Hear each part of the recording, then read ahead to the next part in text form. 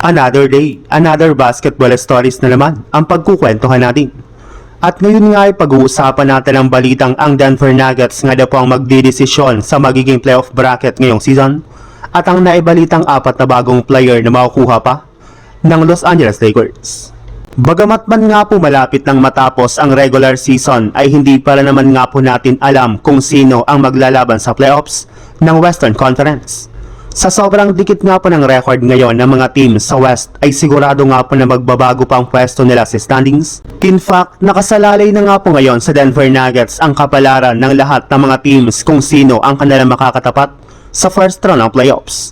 Para nga po sa inyong kaalaman, kung sakali man nga po na manalo ang Nuggets sa last game nito laban sa Spurs, ay ang Minnesota Timberwolves nga po ang kanilang makakalaban sa first round habang maglalaban na rin naman nga po dito ang Los Angeles Lakers at Houston Rockets. Ngunit kung sakali man nga po na sadyain nilang magpatalo si Spurs sa pamamagitan ng hindi na naman pagpapalaro nila sa kanilang mga key player, ay posible nga po na bumagsak pa sila sa ika-4th seed at Houston Rockets nga po agad ang kanilang makakaharap. Kaya magdedepende nga po talaga sa magiging desisyon ng Denver Nuggets kung ano ang magiging playoff bracket ng West ngayong season. Sa ibang balita naman, isa nga po sa mga pinakamatunog na pangalan na gustong makuha ng Lakers sa mga susunod na araw ay walang iba kundi sina Cam Thomas at Jaden Ivey na nakadikit na nga po sa kanilang team ng mga nagdaang linggo.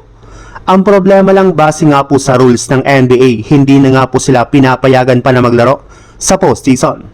Kailangan nga po nila dito ng player na makakapaglaro pa sa playoffs at kabilang nga po sa mga pangalan na lumabas ngayon na maaaring kunin ng Lakers at makakatulong sa kanila ay sina Chris Paul, Lonzo Ball, Cole Anthony at si Spencer Dinwiddie.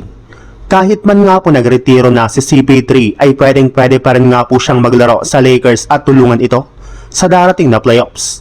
Alam naman nga po ninyo na matagal na nga pong gusto ni Chris Paul na maglaro sa Lakers. At sakto naman nga pong sobrang nangangailangan ngayon ang team ng point guard at playmaker na pansamantalang papalit kina Austin Reeves at Luka Doncic.